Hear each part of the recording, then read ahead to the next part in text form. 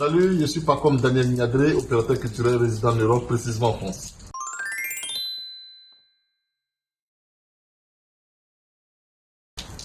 Bah écoutez, les exploits, on en a tellement eu, j'ai tellement fait, bon, il a fait tellement de choses que je sais pas par quoi commencer, vraiment ce qui a été le plus grand. Mais valoriser ma culture au niveau de l'Europe, franchement, c'est dans ces actions-là que j'ai toujours œuvré. Et créer par exemple le Zulu Live. Le Zulu Live ici en Europe, voilà, c'est mon œuvre. Et c'est venu d'Abidjan, mais le transporter jusqu'en Europe, c'était moi. Voilà. Donc je peux dire que c'est peut-être la plus grosse œuvre jusque-là. Et on a des projets qui vont plus loin que ça. Voilà.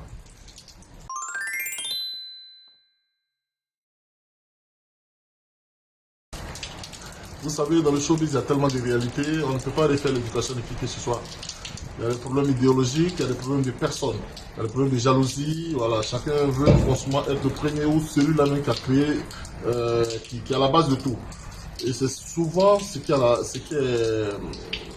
le centre de toutes ces difficultés, toutes ces mésententes entre ces promoteurs. Et je pense, voilà, c'est un problème de personnes. Donc, il n'y a pas vraiment de problème en tant que tel, si ce n'est des problèmes de personnes, des problèmes de jalousie, des problèmes de primeur, voilà, un peu dans ce sens.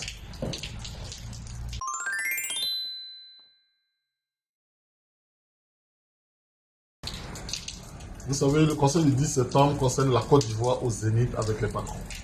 Quand on parle de la Côte d'Ivoire, on parle de la patrie, on parle de la nation, on parle de tout ce qui rassemble les fils et les filles de la nation. D'accord. Donc, pour moi, hein, je pense que, vu que précédemment, je l'ai dit, c'est pas un problème en tant que tel qui concerne les promoteurs au niveau de la diaspora. C'est un problème de personne, un problème de dignité, un problème de primeur. Voilà. Donc, le mieux, c'est déjà d'un premier temps de s'asseoir, de se parler sincèrement. Comme on le dit, asseyons-nous et discutons. On s'assoit, on parle sincèrement, on lâche tout ce qu'il y a sur le cœur et surtout ne pas revenir sur les choses qui ne nous font pas avancer.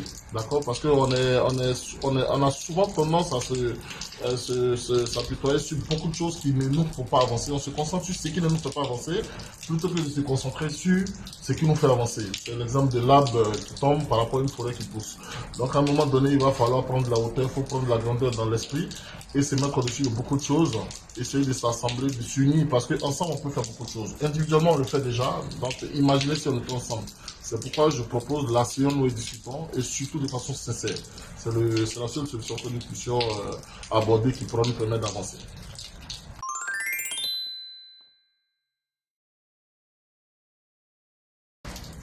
Vous savez, les projets, il y en a tellement. Hein. Nous avons des projets proches et des projets lointains.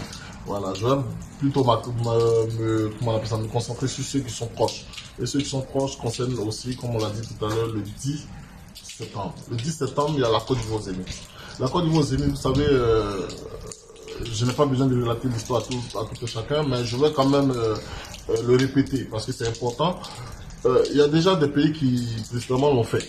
D'accord, qui ont fait le Zénith et vraiment avec succès, avec beaucoup de réussite, et on fait la fierté de l'Afrique à partir de, d'accord, à savoir le Mali, le Sénégal, le Congo, comment on appelle ça, la Guinée et tout. Vous voyez. Donc aujourd'hui c'est le tour de la Côte d'Ivoire. Je pense que c'est à nous, Ivoiriens, Ivoiriens, voilà, de nous lever, de nous unir autour de cette cause, autour de cette initiative, afin que nous puissions porter le drapeau de la Côte d'Ivoire haut et d'en faire des fiertés, de rendre l'Afrique aussi fière et aussi grande à travers la culture que nous allons essayer au mieux d'exporter. D'accord. Donc, je vous invite tous, hein, pour ce qui est de ce projet, j'en profite en même temps pour vous dire, je vous invite tous les Ivoiriens qui sont au niveau de la diaspora, à prendre massivement les tickets et aussi mobiliser tous ceux qui sont autour de vous, vos amis africains, vos amis européens, nos amis occidentaux qui nous ont accueillis et qui font de nous aujourd'hui des Européens. Voilà, afin que nous puissions tous être là-bas, représenter la Côte d'Ivoire, représenter l'Afrique en général. C'est très important que nous voyons cette cause, ce côté patriotique, parce que l'Afrique ne doit pas être humiliée à partir de la Côte d'Ivoire, non. Et la Côte d'Ivoire ne doit pas taper photo. Voilà, c'est notre expression, c'est pour dire quelque part qu'il faut qu'on soit tous autour de la cause et soyons ensemble. Le 10 septembre, tous au Zénith à partir de 14h, Zénith de Paris. Zénith de Paris le 10 septembre à partir de 14h. Soyez tous là-bas, 06 95 77 36 04, c'est mon numéro de téléphone. Voilà, et il y a d'autres numéros qui vont s'afficher avec la fiche. Essayez de les contacter afin que vous puissiez y être. Merci encore une fois, que Dieu nous bénisse.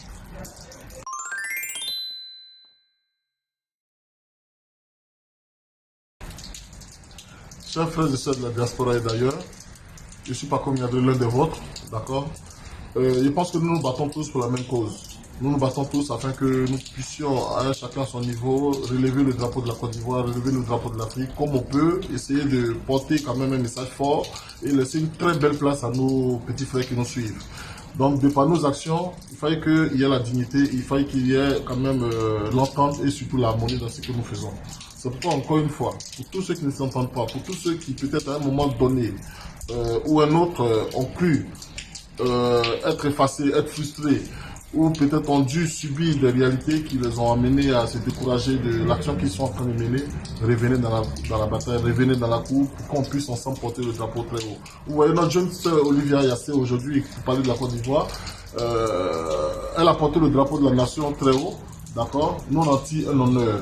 On voit Didier Drogba aujourd'hui. Ils se sont battus comme des lions, comme des fous sur le terrain pour que on puisse être honoré. D'accord. C'est pour dire quoi? Pour citer ces exemples, pour dire simplement que tous ceux qui sont en train d'œuvrer comme ils peuvent dans les différentes spécialités, dans les différentes actions, dans les différents secteurs, d'accord, pour apporter quelque part le drapeau de la nation très haut, et nous, on n'en tire que l'honneur. Ce que nous sommes en train de faire aujourd'hui pour le Zénith, c'est ce que nous, en tant qu'hommes culturels, on peut faire. D'accord. Donc, tous ceux qui sont de la culture, tous ceux qui sont, même dans d'autres secteurs, hein, quel que soit ce que vous êtes en train de subir, quel que soit ce que vous avez subi, croyez en ce que vous faites et restez fort. Restez fort et, comment on appelle, objectif, surtout, ne lâchez rien. Mettez vraiment tout ce qu'il y a comme énergie à mettre, parce que c'est ça qui paye vers la fin. Il y a des réalités, il y a des combats, il y a des dominations, il y a des faiblesses, il y a des moments vraiment de relâchement, mais il faut toujours croire en ses rêves, il faut toujours croire en ce que vous avez cru jusqu'au bout, et je pense que la fin sera toujours payante. C'est pourquoi, encore une fois, j'invite tous mes frères, toutes mes soeurs qui sont dans la culture, à nous accompagner dans cette action, à nous accompagner dans cette initiative et qu'on puisse porter la signature de la Côte d'Ivoire au niveau du Zénith. Voilà, ça c'est le projet proche et pour ce qui est de longtemps, on en parlera dans les jours à venir. Que Dieu vous bénisse, c'était pas comme il y a de guide de parisien.